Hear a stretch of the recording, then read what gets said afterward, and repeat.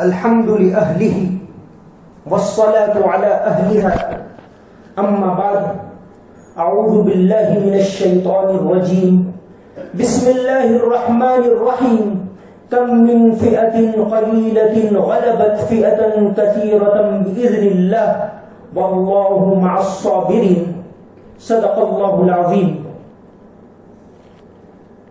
زمانے کو شاید بتانا پڑے گا، زمانے کو شاید بتانا پڑے گا، یہ انداز اپنا دکھانا پڑے گا، جہاں پر محبت کا ہو بول بالا کوئی شہر ایسا بسانا پڑے گا جو تاریکیوں کو مٹا دے جہاں سے، دیا کوئی ایسا جلانا پڑے گا. بھاؤنگر کے عزیز ساتھیوں، مولانا محمد علی جوہر آزادی کے ایک بہت بڑے رہنما گزرے. ان کا مقام اتنا اونچا ہے کہ گاندھی جی نے ان کو اپنا استاد مانا ہے، کیونکہ گاندھی جی تو 1915 میں افریقہ سے جہاں تشریف لائے، اس سے پہلے آزادی کی لڑائی میں بہت پیش رہے ہیں مولانا محمد علی اور ان کے بھائی مولانا شوکت علی. گاندھی جی نے کئی مقامات پر ان کا تذکرہ کیا. مولانا محمد علی جوہر اردو کے بھی بہت بڑے جانکار، ایک اخبار نکالتے تھے ہمدرد. انگریزی کے اندر برطانیہ کے ٹائم میگزین، ٹائم اخبار میں ان کے مضامین چھپتے تھے، اور یہاں سے ایک اخبار وہ نکالتے تھے کامریڈ. یہ ایک اتنا مقبول تھا کہ برطانیہ تک یہ اخبار جاتا تھا. ابھی ابھی اعظم خان نے ان کے نام سے رامپور میں، جہاں ان کی پیدائش ہوئی تھی، وہاں ان کے نام سے ایک یونیورسٹی بنائی، مولانا محمد علی جوہر یونیورسٹی، اور اس طرح ان کی یاد کو زندہ کیا.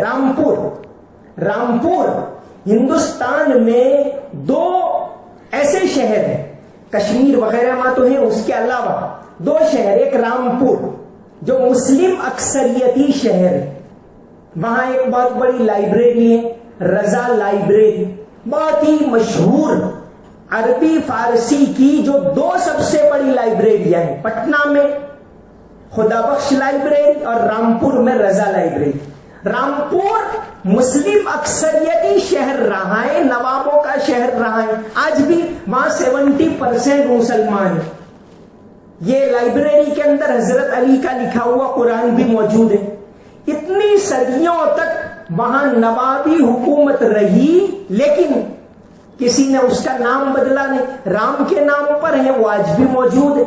مسلمانوں کے ایک انصاف کی بات. دوسرا شہر کشن گنج بہار کے اندر، جہاں سے مولانا اسرار الحق قاسمی صاحب الیکشن جیتا کرتے، یہ کشن کے نام کے اوپر ہے، مسلم اکثریتی شہر، اس کا نام بھی نہیں بدلا. تو یہ مسلمانوں کے ایک انصاف کی نشانی ہے. مولانا محمد علی جوہر نے آزادی کی لڑائی کے لیے کیا قربانیاں دی، اس کی ایک مثال میں پیش کروں. 1923 کے اندر مولانا بیجاپور جیل میں تھے، کئی مرتبہ آپ کو جیل میں جانا پڑا آزادی کے لیے. بیجاپور جیل کے اندر تھے، اور اس دوران ان کی تیسرے نمبر کی بیٹی آمینہ بہت بیمار ہو گئی، سخت بیمار ہو گئی. 4 بیٹیاں تھیں ان کی، بیٹا نہیں تھا. آمینہ جو تھی وہ غیر شادی شدہ تھی، تو فطری طور پر باپ کو محبت تھی آمینہ سے. یہ بیمار ہو گئی، اور تشخیص میں پتا چلا کہ اس کو تپے دق یعنی ٹی بی کی بیماری ہو گئی. اس زمانے میں تو یہ بہت مہلک بیماری کہی جاتی. مولانا کو جیل میں پتا چلا، لیکن مولانا نے یہ منظور نہیں کیا کہ میں انگریزوں سے اپیل کروں ان سے کہ مجھے چھٹی دو، منظور نہیں کیا. مولانا عبد الماجد دریابادی نے ایک کتاب لکھی ہے محمد علی کی ذاتی ڈائری، اس میں یہ واقعہ لکھا ہے. مولانا جیل کے اندر تھے، اس وقت بیٹی اتنی زیادہ بیمار کہ بالکل موت کے قریب، اس وقت جیل میں سے مولانا نے ایک نظم لکھی، میں تجھ سے دور سہی اللہ تو دور نہیں، میں تجھ سے دور سہی اللہ تو دور نہیں، میں مجبور سہی اللہ تو مجبور نہیں۔ پھر اس کے بعد ایک شعر لکھا ہے دل کے اوپر پتھر رکھ کر، تیری صحت ہمیں مطلوب ہے لیکن اگر، تیری صحت ہمیں مطلوب ہے لیکن اگر اس کو منظور نہیں ہم کو بھی منظور نہیں۔ تو اس طرح کی قربانیاں اس ملک کے لیے ہم نے دی ہیں، تو آج موجودہ حالات میں اس تاریخ کو زندہ کرنے کی ضرورت ہے۔ اس ملک کے اندر ہمیں گھبرانے کی کوئی ضرورت نہیں، ایک لوک شاہی ملک ہے۔ مولانا محمد علی جوہر، انہوں نے اس لڑائی کو آگے جاری رکھا، آخر کار 1930 میں یہ گاندھی جی کا جو آندولن 1920-21 کے اندر رہا، اس میں سب سے زیادہ پیش مولانا محمد علی تھا۔ 1930 میں مولانا محمد علی جوہر یہاں سے برطانیہ کی حکومت نے ایک کانفرنس بلائی، گول میز کانفرنس، راؤنڈ ٹیبل کانفرنس، اس کے اندر یہاں سے گئے۔ اس وقت مولانا کی عمر بھی ہو چکی تھی، طبیعت بھی اچھی نہیں تھی، لیکن وہ گئے۔ وہاں جا کر انہوں نے بیان کیا، چاروں طرف بڑے بڑے افسر اور بڑے بڑے برطانوی نیتا ہیں، انگریزی کے تو بڑے جانکار تھے مولانا، انہوں نے بیان کیا اور یہ کہا کہ میں یہاں آزادی لینے کے لیے آیا ہوں، آزادی لیے بغیر میں یہاں سے جانے والا نہیں ہوں۔ وکٹوریا کے بیٹے سن لے، یا تو آزادی دینی ہوگی یا مجھے قبر کی جگہ دینی پڑے گی، میں غلام ملک میں واپس جانے والا نہیں ہوں۔ اتفاق اللہ کو منظور تھا کہ ایک ماہ کے بعد 4 جنوری 1931 کو مولانا کا انتقال ہو گیا وہیں برطانیہ کے اندر۔ اب پوری دنیا میں ان کا نام تھا، کیونکہ خلافت تحریک میں انہوں نے بڑا رول ادا کیا تھا 1920 کے زمانے، تو فلسطین میں بھی ان کی بہت مقبولیت۔ اب مولانا کا انتقال ہوا تو ان کو دفن کہاں کیا جائے؟ ان کے بھائی شوکت علی وغیرہ نے کہا کہ مولانا کی وصیت تو یہ ہے کہ میں غلام ملک میں واپس نہیں جاؤں گا، اور برطانیہ سے تو نفرت کرتے تھے، یہاں تو ان کو دفن کرنا ہی نہیں۔ آخر کار فلسطین کی حکومت نے، وہاں کے گورنر نے تار بھیجا کہ مولانا نے فلسطین کی آزادی کے لیے اور خلافت کے لیے اہم رول ادا کیا ہے، ان کو یہاں دفن کرنا چاہیے۔ تو مولانا کو وہاں سے لے جایا گیا اور بیت المقدس کے احاطے میں جہاں وہ قبۃ الصخرہ ہے، ڈوم آف دا راک، وہ سنہرا گنبد ہے، اس کے پاس میں مولانا کو دفن کیا گیا۔ آج بھی وہاں ان کا مزار موجود ہے۔ تو اس طرح کی قربانیاں اس ملک کے لیے ہمارے بڑوں نے دی۔ یہاں ہندوستان کے اندر مسلمانوں کی جڑیں بہت گہری، ایک بہت بڑے آزادی کے رہنما گزرے پنڈت سندر لال۔ پنڈت سندر لال نے ایک کتاب لکھی ہے بھارت میں انگریزی راج۔ یہ قومی ایکتا کے بہت بڑے حامی تھے پنڈت سندر لال۔ انہوں نے ایک کتاب لکھی ہے گیتا اور قرآن، جس کا گجراتی میں بھی ترجمہ ہوا ہے۔ ایک اور کتاب لکھی ہے پنڈت سندر لال نے حضرت محمد اور اسلام، اس کا بھی گجراتی میں ترجمہ ہوا، اور کئی کتابیں لکھی۔ تو ان کی کتاب ہندی میں بھارت میں انگریزی راج، اس کے اندر پنڈت سندر لال نے ایک بات یہ لکھی ہے کہ بھارت کے اندر ان کی تحقیق کے مطابق 11 مسجدیں ایسی ہیں جو حضرت محمد صلی اللہ علیہ وسلم کی زندگی میں بنی تھی۔ تو مسلمانوں کا تعلق اس ملک سے بہت پہلے، بادشاہوں کے آنے سے بھی بہت پہلے کا ہے. جیسے آپ کے قریب ایک مسجد گوگا کے اندر ہے، اگرچہ گوگا کی جو مسجد ہے اس کے بارے میں ایگزیکٹ تاریخ معلوم نہیں ہو رہی کہ کس سال بنی ہے، بہت پرانی، بہت ہی پرانی. لیکن اب تک تو ہندوستان کی سب سے پرانی مسجد جو ہسٹورینز مانتے ہیں وہ کیرل کے اندر ہے، کوڈنگلور میں ایک مسجد ہے، چیرامن ملک مسجد، جو 629 میں بنی. آپ صلی اللہ علیہ وسلم اس دنیا سے گئے 632 میں، یعنی آپ کی زندگی میں بنی ہوئی ایک مسجد ہے. اسی طرح تمل ناڈو میں ایک بندرگاہ ہے قلعہ کرائی، وہاں ایک مسجد ہے پالیا پلی جمعہ مسجد، جو یمن کے گورنر بازان ابن ساسان نے بنوائی. 630 میں وہ بنی، یہ بھی معلوم تاریخ. تو پنڈت سندر لال نے لکھا ہے کہ ہندوستان میں 11 مسجدیں میں ایسی جانتا ہوں جو حضرت محمد کی زندگی میں بنی. تو مسلمانوں کی تاریخ اس ملک کے ساتھ اتنی گہری ہے. اور پہلے زمانے میں آپ تاریخ کا مطالعہ کرو، اس کو نکالو، اس کو دیکھو، اس میں ریسرچ کرو. اگر ہم اپنی تاریخ کو نہیں جانیں گے، ریسرچ نہیں کریں گے، تو دوسرا کون کرنے والا ہے؟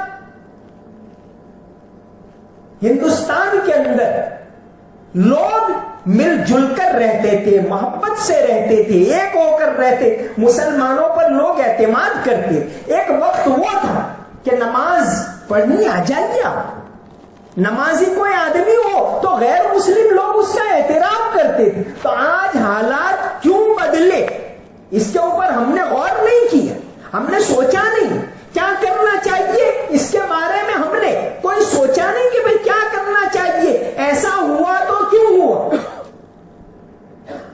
ہمارے یہاں کچھ کے اندر مندرا کے قریب ایک بندرگاہ بدریشور، یہ گوگا کی طرح بہت پرانی جگہ ہے. بدریشور کے اندر ایک مسجد ہے. یہ مسجد ایک بہت بڑا تاجر 11ویں صدی میں گزرا ہے، جگڑو شاہ. 1319 میں سنسکرت میں ایک کتاب لکھی گئی ہے، شری جگڑو شاہ چریت، سنسکرت میں. اس کے اندر یہ بات لکھی ہے کہ بدریشور میں جو مسجد ہے وہ مسجد جگڑو شاہ نے بنوائی. ایک کتاب گجرات کی تاریخ کے بارے میں ایک بہت اہم کتاب ابھی ابھی چھپی ہے، گجرات اینڈ دا سی، درشک اتہاس ندھی، بروڈا سے یہ کتاب چھپی ہے. اس کے اندر بھی اس واقعے کا ذکر ہے کہ یہ مسجد جگڑو شاہ چونکہ بہت بڑا تاجر تھا اس زمانے میں. گجرات تو ایک بہت پرانی جگہ ہے، اس کے تعلقات عربوں سے آپ صلی اللہ علیہ وسلم کی آمد سے پہلے بھی رہے. مولانا سید سلیمان ندوی رحمت اللہ علیہ نے ایک کتاب لکھی ہے عرب و ہند کے تعلقات، کہ دین اسلام کا موجودہ ایڈیشن، اسلام تو حضرت آدم علیہ السلام سے، لیکن دین اسلام کا یہ موجودہ ایڈیشن، اس کے آنے سے پہلے بھی یہاں کے لوگوں کے عربوں کے ساتھ تعلقات تھے. حضرت عمر رضی اللہ عنہ نے، حضرت عثمان رضی اللہ عنہ نے جب مسجد نبوی کی توسیع کی، آپ صلی اللہ علیہ وسلم کے زمانے میں تو وہ چھت بنی تھی یہ کھجور کی چھالوں سے، حضرت عمر نے تھوڑی توسیع کی لیکن اسی طرح بنوائی. حضرت عثمان نے پہلی مرتبہ مسجد نبوی کو ذرا پکی بنوائی، تو چھت کے اوپر انہوں نے ساگ کی لکڑی ڈالی، اس کو امپورٹ کیا تھا ہندوستان سے. یہ تاریخ کی کتابوں کے اندر لکھا ہوا. سید سلیمان ندوی رحمت اللہ علیہ عرب و ہند کے تعلقات کہ اسلام کی آمد سے پہلے بھی کیسے رابطے میں اس کو لکھا ہے. تو اس ملک کے اندر پرانے زمانے میں یہ نہیں تھا، اور اس ملک کو تجارت کے لحاظ سے، لٹریچر کے لحاظ سے، تعمیرات کے لحاظ سے، ہر لحاظ سے مسلمانوں نے بہت کچھ دیا ہے. ابھی ابھی ایک سروے آیا اسی سال، سروے نہیں بلکہ سرکاری رپورٹ اس کو کہیے کہ ہندوستان میں جتنے پرانے مونیومنٹ ہیں، یعنی پرانی جتنی تعمیرات ہیں، آرکیولوجیکل سروے آف انڈیا کا رپورٹ جو ہے ابھی ابھی آیا، اس میں کہ پرانی تعمیرات ہیں، اس میں سے پچھلے سال سرکار کو 271 کروڑ کی آمدنی ہوئی، 271 کروڑ، ان میں سے 146 کروڑ صرف 5 عمارتوں سے حاصل ہوئی۔ 271 کروڑ پورے ملک کی عمارتوں میں سے، اس میں سے پہلے 5 نمبر کی جو عمارتیں اس میں 146 کروڑ ملے۔ اس میں پہلے نمبر پر تاج محل، دوسرے نمبر پر آگرہ کا قلعہ، تیسرے نمبر کے اوپر ہے لال قلعہ، چوتھے نمبر کے اوپر ہے قطب مینار۔ اس طرح 5 عمارتوں سے ملا کر 146 کروڑ کی آمدنی حاصل ہو۔ تو اس ملک کو مسلمانوں نے اس طرح مالا مال کیا ہے۔ تو اس ملک کے اندر ہماری بہت بڑی آبادی ہے، دنیا میں مسلمانوں کی سب سے زیادہ آبادی ہے انڈونیشیا کے اندر 24 کروڑ ہے، دوسرے نمبر پر پاکستان میں 21.5 کروڑ، اور تیسرے نمبر پر یہاں 21 کروڑ کی آبادی۔ اتنی بڑی آبادی ہے، اور ہم تو اللہ کے اوپر بھروسہ رکھنے والے ہیں کہ دنیا میں جو کچھ ہوتا ہے اس کی مرضی سے ہوتا، تو ہمیں کسی طرح کا خوف رکھنے کی ضرورت نہیں ہے۔ ہاں، ہمیں یہ سوچنے کی ضرورت ہے کہ ملک میں اس طرح حالات کیوں بدل گئے۔ وہ زمانہ تھا لوگ مل جل کر رہتے تھے، محبت سے رہتے تھے، آج حالات کیوں بدلے؟ کیا ہماری طرف سے کوئی کوتاہی ہوئی؟ اس کے اندر غور کرنے کی ضرورت ہے۔ لوگ کیسا بھروسہ کرتے؟ میں بالکل ابھی کا واقعہ بتاؤں، آپ کے بھاؤ نگر میں یہ کنسارا قبرستان ہے، اس میں ایک قبر ہے مبارک نام کا ایک چوکیدار تھا، آپ کو تو معلوم ہی ہوگا۔ یہ بھاؤ نگر کے مہاراجا کرشن کمار راؤ کا یہ چوکیدار تھا، اور کرشن کمار کو اس کے اوپر اتنا زیادہ اعتماد تھا کہ ساری چابیاں مبارک کو سونپی۔ مسلمان کی امانت داری پر لوگ ایسا بھروسہ کرتے تھے کہ یہ کبھی ملاوٹ نہیں کرے گا، یہ کبھی کسی کو دھوکہ نہیں دے گا، یہ کبھی کسی عورت کے اوپر غلط نگاہ نہیں اٹھائے گا۔ یہ ایسا اعتماد ایک زمانے میں اس قوم کے اوپر ہوتا تھا، تو آج حالات کیوں بدلے؟ تو مبارک یہ کرشن کمار کے سارے خزانے کی چابیاں اس کے پاس، جب 20 اپریل 1940 کے دن مبارک کا انتقال ہوا اور کرشن کمار کو پتا چلا تو مہاراجا خود آئے اور کہا کہ اس کو کندھا میں دوں گا۔ یہ نہیں، اس نے ریکویسٹ کی کہ تمہارے یہاں کندھا بدلتے ہیں، لیکن میری ایک اپیل ہے کہ ایک کندھا میں قبرستان تک دوں گا، اور اس نے دیا، اور کھلے پاؤں وہ گیا مہاراجا کرشن کمار راؤ، اور اس کو دفن کرنے کے بعد قبر کے اوپر لکھوایا ہے دا رائل سرونٹ، اور دوسری طرف لکھا ہوا ہے کہ یہ ایک امانت دار چوکیدار تھا۔ یہ دونوں طرف انگلش میں لکھا ہوا آج بھی موجود ہے۔ تو یہ ایک زمانہ یہ تھا کہ لوگ ہم پر اعتماد کرتے تھے، آج حالات کیوں بدلے؟ اب میں اپنی بات کے اوپر آؤں کہ اس وقت ہم اس ملک کے اندر کس پوزیشن کے اوپر ہیں۔ ایجوکیشن میں بہت زیادہ پیچھے، پالیٹکس میں بہت زیادہ کوئی وجود ہی نہیں ہمارا۔ 2021 فروری میں سورت کارپوریشن کا الیکشن ہوا۔ سورت شہر کے اندر مسلمانوں کی آبادی کم سے کم 6 لاکھ، لیکن سورت میں جب الیکشن ہوا 120 کارپوریٹر میں ایک بھی مسلمان نہیں جیتا۔ آج کے دن سورت کارپوریشن میں کوئی مسلم کارپوریٹر نہیں، اتنی آبادی۔ کیوں یہ حالت ہوئی پالیٹکس؟ بروڈا میں بھی 76 بھی مسلمان نہیں ہے. پچھلے اس سے پہلے والے الیکشن میں بروڈا میں ایک جیتا تھا فرید 31 والا. اب 2021 میں الیکشن ہوا تو کوئی بھی نہیں جیتا.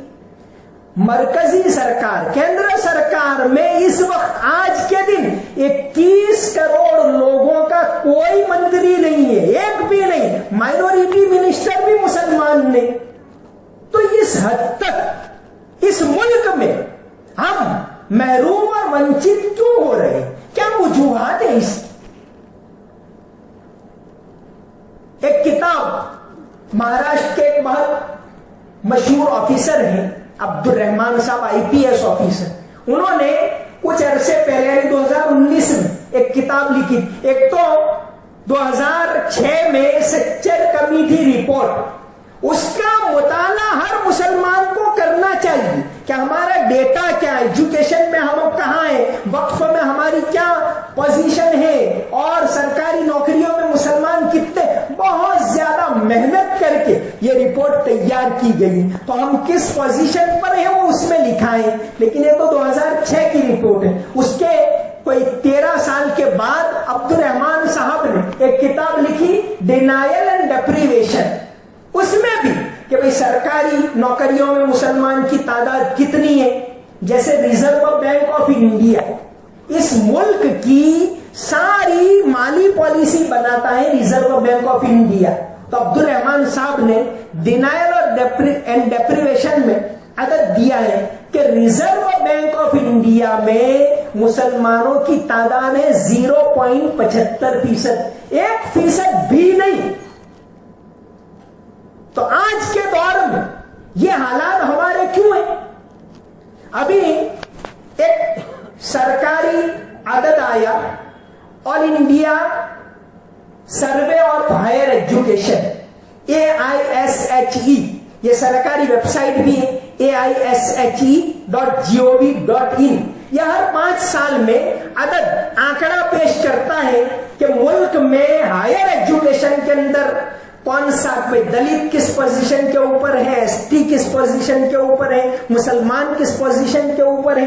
یہ تو لاسٹ جو آنکڑا آیا 5 سال پہلے ہائر ایجوکیشن میں مسلمان تھے, یہ سرکاری آنکڑا ہے اور ویب سائٹ پر پوری کتاب اس کی موجود ہے, 320 صفحات کی کتاب ہے. اس میں یہ آنکڑا ہے کہ 5 سال پہلے ہائر ایجوکیشن میں مسلمان 5.45% تھے. اب لاسٹ جو 2021 کا آنکڑا آیا مسلمانوں کی تعداد ہو گئی 4.64%. 4.64%. لوگ بڑھ رہے ہیں آگے, ہم پیچھے جا رہے ہیں. اسی کے اندر کہ جو ہائی انسٹیٹیوشن ہے, IIM اور IIT, جو ٹاپ لیول کے کالج کہے جاتے ہیں, IIT اور IIM. IIT اور IIM میں مسلمانوں کی تعداد 5 سال پہلے تھی 1.92%. 1.92% یعنی 15% آبادی کے لیے بہت کم. یہ جا کر اب ہو گئے 1.87%. دوسرے لوگ بڑھ رہے ہیں, ہم گھٹ رہے ہیں. تو آج کے وقت میں اگر ہم اس ملک کے اندر ہمارے حقوق حاصل کرنا چاہتے ہیں, اگر ہم چاہتے ہیں کہ اس ملک کے اندر ہماری آنے والی نسلیں آرام کے ساتھ دوسری قوموں کے ساتھ مل جل کر اپنے حقوق حاصل کر کے جی سکیں, تو اس کے لیے پہلے نمبر پر دینی تعلیم تو ہے, ضروری ہے, بہت زیادہ ضروری ہے. عقائد کی حفاظت کرنا, اللہ کا خوف, آخرت ان کے دلوں میں بٹھانا, یہ تو الحمدللہ مدرسے کر رہے ہیں. اس کے ساتھ ضرورت ہے کہ ہماری قوم ایجوکیشن کے اندر آگے بڑھے. قرآن کریم نے تعلیم دیے وَأَعِدُّوا لَهُمْ مَا اسْتَطَعْتُم مِّنْ قُوَّةٍ. جس زمانے میں جس چیز کو قوت سمجھا جاتا ہے اس کو حاصل کرو تو تم دنیا کے اندر سرخرو بنو گے. تو آج کے زمانے میں بہت بڑی طاقت ہے ایجوکیشن. آج دوسری قومیں یونیورسٹیاں بنا رہی ہیں, بڑی قومیں نہیں, مائنورٹی میں سکھ جیسی قومیں, یہاں بھی اچھی بات وہ کر رہے ہیں. یہاں ہندوستان میں نہیں, فارن میں ان کی یونیورسٹیاں کینیڈا میں بنی ہے,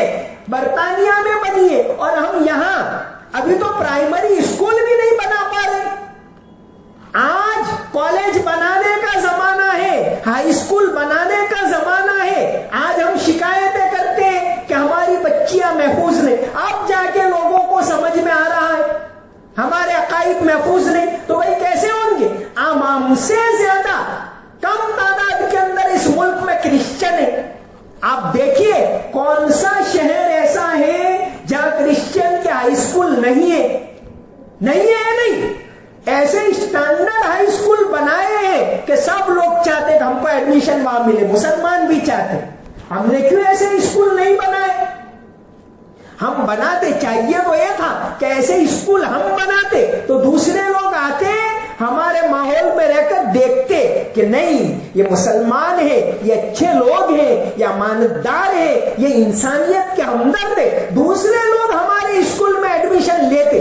تو آج کے زمانے میں ہائی اسکول بنانا, کالج بنانا یہ وقت کی سب سے بڑی ضرورت ہے. وقت کی سب سے بڑی ضرورت ہے. اتنے بڑے بڑے شہر ہیں, گودرا ہے, آپ کا یہ بھاؤ نگر ہے, مانگرول ہے, یہ مسلمانوں کا کوئی کالج نہیں. ارے ٹھکانے کے ہائی اسکول ہمارے نہیں ہے تو ہم کب اس کے لیے فکر کریں گے, کب بنائیں گے؟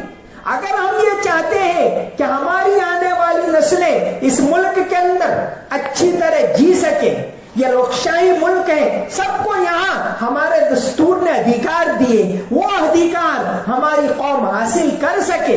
اگر ہم یہ چاہتے ہیں کہ آنے والے وقت کے اندر ہماری نسلیں امن کے ساتھ قرآن پڑھ سکیں, امن کے ساتھ مسجدوں کو آباد کر سکیں, تو آج کے زمانے کا جو بہت بڑی طاقت ہے آج کے زمانے کی ایجوکیشن ہے. ایجوکیشن دینی تعلیم ہے, علماء کر رہے ہیں, اور چونکہ جہاں اس کا موقع ہوتا ہے اس کے بارے میں بتاتے ہیں, تو یہاں ہم ایجوکیشن کے بارے میں بتا رہے ہیں کہ آپ یہ صرف باتیں کرنے کا زمانہ نہیں ہے, ہر ایک کی ذمہ داری ہے. آج کے زمانے میں اپنے بچوں کو پڑھاؤ, اپنے ادارے بناؤ, اپنے ہائی اسکول بناؤ, اپنے کالج بناؤ.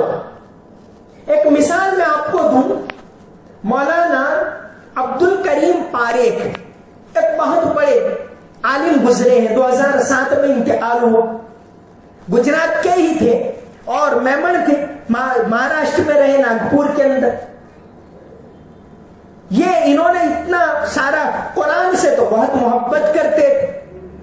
انہوں نے ایسا اتنا سارا کام کیا کہ 2001 میں کیندر سرکار نے ان کو پدم بھوشن کا ایوارڈ بھی دیا تھا. ان کا ایک واقعہ انہوں نے لکھا ہے, اور یہ واقعہ علی گڑھ یونیورسٹی سے ایک میگزین نکلتا ہے سر سید کے زمانے سے, تہذیب الاخلاق, اس کے اندر بھی یہ آیا تھا. 2021 ستمبر 2021 میں یہ چھپا تھا. مولانا عبد الکریم پاریکھ لکھتے ہیں کہ ان کے گھر کے اندر ایک دلت عورت کام کرنے کے لیے آیا کرتی, بیچاری کچھ پڑھنا نہیں, کچھ نہیں جانتی, لیکن روزانہ آتی تھی تو ایک اخبار لے کر آتی تھی. مولانا لکھتے ہیں کہ میں نے ایک دن ہمت کر کے اس کو پوچھا کہ بہن جی یہ کیا ہے؟ تو کہ اخبار ہے, یہ نیوز پیپر ہے. پوچھا کہ بھئی تم کو پڑھنا تو آتا نہیں؟ تو اس عورت نے کہا کہ یہ میری قوم کا اخبار ہے, ہماری دلت قوم کا اخبار ہے, مجھے اگرچہ پڑھنا نہیں آتا لیکن میں یہ اخبار خریدوں گی تو ہماری قوم اس سے مضبوط ہوگی, اس لیے میں خریدتی. مسلمانوں کے اندر اس طرح کا جذبہ ہے, اس طرح کا جذبہ پیدا کرنے کی ضرورت ہے, تب جا کر. یہی مولانا عبد الکریم پاریکھ کا ایک واقعہ ہے, ستاروں کے درمیان ایک کتاب لکھی ہے پروفیسر محسن عثمانی صاحب نے. اس میں انہوں نے لکھا ہے مولانا عبد الکریم پاریکھ پیام انسانیت کے لیے کام کرتے تھے. مولانا علی میاں ندوی رحمت اللہ علیہ کے ساتھ رہ کر پیام انسانیت, یعنی ہر شہر میں جاتے تھے, مسلمانوں کو اور غیر مسلموں کو جوڑتے تھے اور یہ پیغام پھیلاتے تھے کہ انسانیت کے لحاظ سے ہم بھائی بھائی ہیں, ہمیں مل جل کر رہنا چاہیے. پیام انسانیت کے بارے میں 10 چھوٹے چھوٹے رسالے مولانا علی, چونکہ یہ مولانا علی میاں نے شروع کیا تھا, لیکن ان کے ساتھ خاص کام کرنے والے جو تھے مولانا عبد الکریم پاریکھ اور پروفیسر انیس چشتی, یہ ان کے خاص ساتھی تھے. تو ایک مرتبہ دہلی میں پروگرام تھا تال کٹورا اسٹیڈیم کے اندر, اور مولانا علی میاں ندوی بہت زیادہ بیمار تھے. اس پروگرام میں شنکر آچاریہ صاحب بھی آنے والے تھے. مولانا عبد الکریم پاریکھ, ذرا فطری خوف تھا کہ اتنے بڑے بڑے لوگ ہیں, میں کیا کہوں گا, مولانا تو ساتھ ہیں نہیں. تو مولانا علی میاں ندوی کے پاس گئے. مولانا نے کہا کہ جاؤ آپ اللہ کا نام لے کر. اس وقت مولانا عبد الکریم پاریکھ نے مجمع کے اندر انسانیت کی ایسی باتیں کہی کہ شنکر آچاریہ جی کھڑے ہو گئے اور ان کو شال اوڑھائی کہ آپ نے بہت اچھی باتیں کہی, ہم تو یہ جانتے نہیں. تو دین اسلام یہ ہے, اس کا صحیح پیغام اب آج ملک کے اندر بہت زیادہ بے شمار غلط فہمیاں پھیلائی جا رہی, اور میڈیا ہمارے پاس تو کچھ ہے ہی نہیں. تو ان غلط فہمیوں کو دور کرنا ہماری ذمہ داری. ہم نے کہ بھئی ہم کون ہیں, یہ تعارف ہمیں کروانا چاہیے تھا کہ ہم کون ہیں, اسلام کیا ہے. یہ تو رحم دلی کا مذہب ہے, یہ انسانیت کا مذہب ہے, یہ امانت داری کا مذہب ہے, یہ سچائی کا مذہب ہے. لیکن یہ تعارف ہم نے نہیں کروایا تو آج دوسرے لوگ, میڈیا اس کو نیگیٹو طریقے سے کروا رہا ہے. ٹائمز آف انڈیا ملک کا سب سے زیادہ چھپنے والا اخبار ٹائمز آف انڈیا, اور دوسرے نمبر پر ہے Dainik Jagran. Times of India روزانہ 45 لاکھ کی تعداد میں چھپتا ہے. اور آپ کو معلوم ہے ٹائمز آف انڈیا کا مالک کون ہے؟ Sahu Jain and company. ملک کی سب سے چھوٹی مائنورٹی سب سے بڑا اخبار وہ چلا رہی ہے, اور ہم کچھ بھی نہیں کر پائے. تو آج کے زمانے میں سب سے بڑا کام یہ ہے کہ ایجوکیشن کے اندر اپنی قوم کو آگے بڑھاؤ, بہت زیادہ آگے بڑھاؤ, بہت زیادہ آگے بڑھاؤ, بہت زیادہ پڑھاؤ, اپنے ادارے قائم کرو, اپنے ہائی اسکول بناؤ, اپنے کالج بناؤ, اپنے ITI بناؤ. اس کی آج کے زمانے میں ضرورت ہے. یہ دین کا کام ہے, یہ ثواب کا کام ہے. اگر ہم چاہتے ہیں کہ ہماری آنے والی نسل دین کے اوپر باقی رہے, اسلام کے اوپر باقی رہے, وہ سر اونچا کر کے زندہ رہ سکے, وہ تجارت کے اندر آگے بڑھے, وہ ہر چیز کے اندر آگے بڑھے, تو ہمیں ایجوکیشن کے اندر اپنی قوم کو آگے بڑھانا پڑے گا. یہ باتیں کرنے کے لیے نہیں ہے, یہ اس لیے کہہ رہا ہوں کہ آپ لوگ جمع ہو, اس کے لیے فکر کریں کہ ہمارے ادارے قائم ہو, ہمارا ہائی اسکول بنے. ہائی اسکول نہیں, آج کالج اور یونیورسٹیاں بنانے کا زمانہ ہے. سب لوگ بنا رہے ہیں, اگر پیچھے ہیں تو ہم پیچھے ہیں. جس قوم کو سب سے پہلے میسج دیا گیا اقرا, آسمان سے پہلی وحی آئی اقرا, پڑھو. خلق الذی علم بالقلم, قلم کی بات آئی. سب سے پہلے میں شرک دنیا میں اس کو دور کرو, توحید پر آؤ. اللہ نے نہیں کہا, سب سے پہلے کہا پڑھو. پڑھو گے تو تمہارے مسائل حل ہوں گے, پڑھو گے تو توحید کو معلوم کرو گے, پڑھو گے تو اللہ کو پہچانو. اسلام میں کہ بھئی دینی تعلیم دنیاوی تعلیم الگ ہے نہیں, یہ تو انگریزوں نے کیا.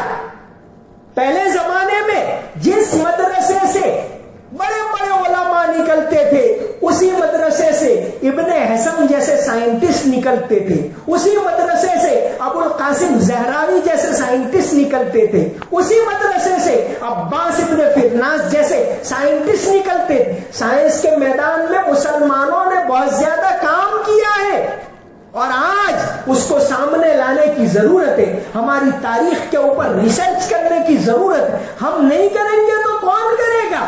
اپنے بچوں کو پڑھنے کا عادی بناؤ, ان کو کتابیں پڑھاؤ, ان کو انگلش سکھاؤ, ان کو اردو سکھاؤ, ان کو گجراتی سکھاؤ, ان کو اچھی اچھی کتابیں پڑھاؤ. تو آج کا زمانہ, آج کے زمانے میں طاقت ہے تو ایجوکیشن ہے. اور قرآن کریم نے کہا وَأَعِدُّوا لَهُمْ مَا اسْتَطَعْتُم مِّن قُوَّةٍ, قوت حاصل کرو گے تو دنیا کے اندر سرخرو رہو گے. تو آج کے بیان کے اندر اگر ہمارا کوئی میسج ہے تو یہ میسج ہے کہ آپ اپنے ادارے، اپنے ہائی اسکول، اپنے کالج قائم کرنے کے لیے سوچو، غور کرو، اس کے اوپر اپنے بچوں کو لاؤ، اپنی نسلوں کو پڑھاؤ. نوکری ملتی ہے نہیں ملتی وہ بعد کی بات، اس کے اندر بھی اپنے بچوں کو بڑھاؤ. سرکاری نوکریوں میں ہمیں اچھے ڈاکٹروں کی ضرورت ہے، ہمیں اچھے وکیلوں کی ضرورت ہے، ہمیں ایسے ڈاکٹروں کی ضرورت ہے جو اللہ کا خوف رکھ کر انسانیت کی خدمت کرے، اور پھر دوسرے لوگ دیکھیں کہ بھئی مسلمان ہو تو ایسے ہوتے، مسلمان ڈاکٹر ایسے ہوتے. یہ غلط فہمیاں دور کرنے کا ذریعہ بھی بنے گا. تو ایجوکیشن کے فیلڈ کے اندر ہمیں اپنی قوم کو آگے بڑھانے کی ضرورت ہے، ہمیں اس سلسلے میں غور کرنے کی ضرورت ہے. تو اپنے اسکول بناؤ، اپنے کالج بناؤ، اور اس کے اندر اعلیٰ سے اعلیٰ، عام نہیں، چالو نہیں، معیاری اسٹینڈرڈ ایجوکیشن. ہمارا بچہ وہاں سے پڑھ کے نکلے تو وہ ٹاپ سے ٹاپ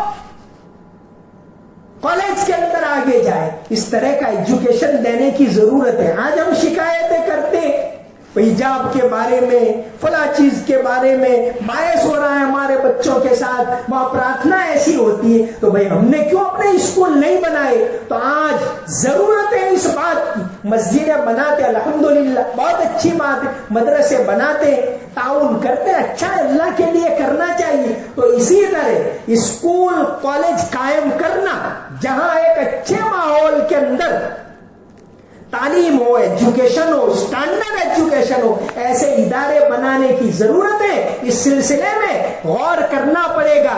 اگر ہم یہ چاہتے ہیں کہ ہماری آنے والی نسلیں اس ملک کے اندر اپنا سر اونچا رکھ کے جی سکے، تو آج کے زمانے میں ایجوکیشن، تجارت کے اندر ان کو آگے بڑھاؤ، مالیات کے اندر آگے بڑھاؤ. دین میں مال حاصل کرنا کوئی منع نہیں. اللہ کے نبی صلی اللہ علیہ وسلم نے تو یہ فرمایا، نعم المال الصالح للرجل الصالح. نبی کریم صلی اللہ علیہ وسلم جب ہجرت کر کے مدینہ گئے تو آپ نے سب سے پہلے تو قباء کے اندر ایک مسجد بنوائی، مسجد قباء. ابھی تو آپ مدینہ پہنچے نہیں ہیں، سٹی کے باہر ہیں، اور ایک مسجد بنوا جس کا ذکر قرآن کے اندر ہے، لَمَسْجِدٌ أُسِّسَ عَلَى التَّقْوَى مِنْ أَوَّلِ يَوْمٍ. پھر آپ مدینہ شہر کے اندر پہنچے، وہاں جا کر پہلا کام مسجد نبوی بنوائی. 2 بچے، سہل اور سہیل نام کے 2 یتیم بچے تھے، ان کی زمین انہوں نے فری میں دینے کی پیشکش کی. آپ صلی اللہ علیہ وسلم نے فرمایا نہیں، ہم اس کو خریدیں گے. حضرت صدیق رضی اللہ عنہ نے اپنے پاس سے 10 دینار دیے اور قیامت تک کے لیے صدقہ جاریہ کر دیا اپنے لیے، اور وہ مسجد بنوائی. اس کے بعد آپ صلی اللہ علیہ وسلم نے بھائی چارہ کروائے کہ بھئی لوگ مل جل کر کمائیں گے، وہ بھی تو ضروری ہے. اس کے بعد نبی کریم صلی اللہ علیہ وسلم نے دیکھا، علامہ سمہودی نے اپنی کتاب وفاء الوفا باخبار دار المصطفیٰ، مدینہ شریف کی تاریخ پر بہت اہم کتاب ہے، اس میں لکھا ہے کہ آپ صلی اللہ علیہ وسلم دیکھا کہ مدینہ کے اندر کوئی مناسب مارکیٹ نہیں، یہود کی بستی کے اندر ہے، لیکن وہاں تو دھوکہ ہوتا ہے، وہاں مناسب انتظام نہیں ہے. آپ صلی اللہ علیہ وسلم نے سوچا کہ مدینہ کے اندر ایک مارکیٹ ہونا چاہیے. مدینہ میں کہاں مارکیٹ ہو؟ آپ صلی اللہ علیہ وسلم نے الگ الگ جگہوں کا جائزہ لیا. پھر کتابوں کے اندر آتا ہے، علامہ سمہودی نے بھی لکھا ہے کہ آپ صلی اللہ علیہ وسلم نے دیکھا کہ یہ بنو ساعدہ کی بستی یہ مارکیٹ کے لیے مناسب جگہ ہے. آپ صلی اللہ علیہ وسلم خود وہاں تشریف لے گئے اور کہا کہ ہم یہاں مارکیٹ بنوانا چاہتے ہیں. بات چیت ہوئی، وہ لوگ تیار ہو گئے اور سوق المدینہ کے نام سے وہاں مارکیٹ قائم کی. تو مالیات کے لحاظ سے کام کرنا یہ بھی آج کے زمانے میں بہت زیادہ ضروری ہے. آپ اپنے ڈیٹا کے بارے میں غور کریں، دیکھیں عبد الرحمان صاحب نے جو کتاب لکھی ہے کہ مسلمانوں کے مالیات میں کیا حالات ہے. تو آج کے زمانے میں اگر طاقت ہے ایجوکیشن کے اندر، طاقت ہے مالیات کے اندر، اس کے اندر قوم کو مضبوط بناؤ تو انشاءاللہ دوسرے لوگ ہمارے پاس آئیں گے. تو بہرحال ان چیزوں کی بہت زیادہ ضرورت ہے. پھر سے میں آپ حضرات سے اپیل کرتا ہوں, دل کی گہرائی سے اپیل کرتا ہوں کہ آپ اپنے شہر کے اندر اچھے ایجوکیشن کے ادارے بناؤ, ہائی اسکول بناؤ, کالج بناؤ. اگر ہم اپنی نسلوں کے لیے فکرے کرتے ہیں تو اس کے لیے کام کرو. یا آج کے زمانے کے اندر بہت بڑی طاقت ہے, اسکل کے لیے ITI بناؤ, اپنے بچوں کو اسکل کے اندر آگے بڑھاؤ. تو دوسرے لوگ اپنی ضرورت کے تحت ہمارے پاس آئیں گے کہ ہم کو ان کی ضرورت ہے.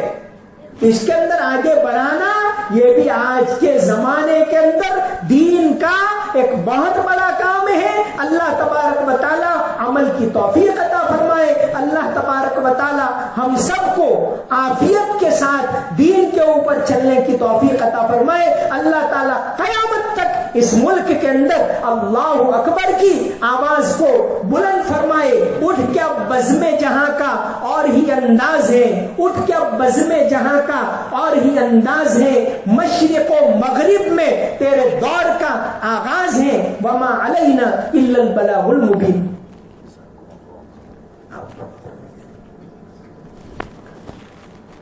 اللهم صل على محمد وعلى ال محمد وبارك وسلم.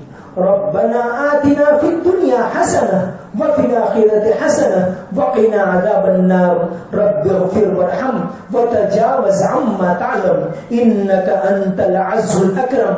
ربنا هب لنا من أزواجنا وذرياتنا قرة أعين واجعلنا للمتقين إماما. یا اللہ ہمارے گناہوں کو معاف فرما, ہماری غلطیوں کو معاف فرما, ہماری کوتاہیوں کو معاف فرما, امن و امان عطا فرما. یا اللہ اس ملک کے اندر محبت کے ماحول کو عام فرما, نفرت کے ماحول کو ختم فرما. یا اللہ مسلمانوں کو عزت عطا فرما, عزت والی زندگی نصیب فرما. یا اللہ عافیت کے ساتھ روزگار کے دروازوں کو کھول دے. یا اللہ تمام مسجدوں کو آباد فرما. یا اللہ یہ مسجدیں ہمارے بڑوں نے اس لیے بنائی ہے کہ قیامت تک کے لیے آباد رہے. یا اللہ مسجدوں کو آباد فرما, مدرسوں کو آباد فرما, تمام دینی اداروں کی حفاظت فرما. یا اللہ آپس میں مل جل کر رہنے کی توفیق عطا فرما, تیرا خوف نصیب فرما. یا اللہ تیری عبادت کرنے کی توفیق عطا فرما, نماز کی پابندی عطا فرما. یا اللہ نماز کی پابندی عطا فرما, آخرت کا خوف نصیب فرما, ہمارے عقائد کی حفاظت فرما.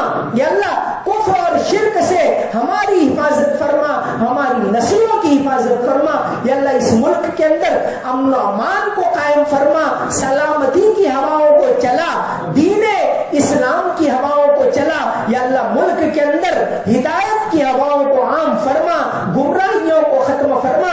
یا اللہ ملک کو ترقی عطا فرما, ملک کے لوگوں کو ترقی عطا فرما. یا اللہ ہماری آنے والی نسلوں کو قیامت تک اس ملک کے اندر توحید کے اوپر باقی رہنے کی توفیق عطا فرما. یا اللہ توحید کے اوپر باقی رہنے کی توفیق عطا فرما, تمام مسجدوں کو آباد فرما. قیامت تک اس ملک کے اندر اللہ اکبر کی آواز کو بلند فرما. قیامت تک قرآن کی تلاوت کو زندہ فرما.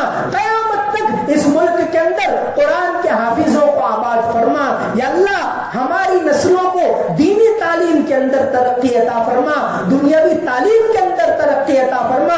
یا اللہ ایسی دنیاوی تعلیم عطا فرما جو تیرے خوف کو دلوں کے اندر بٹھائے. یا اللہ جو انسانیت کی خدمت کرنے کے لیے آمادہ کرے, ایسا ایجوکیشن, اعلیٰ ایجوکیشن, اونچا ایجوکیشن ہماری نسلوں کو عطا فرما. یا اللہ ہمارے مرحومین کی مغفرت فرما. اس شہر کے اندر تیری رحمت نازل فرما, برکت نازل فرما, مل جل کر ایک ہو کر کام کرنے کی توفیق عطا فرما.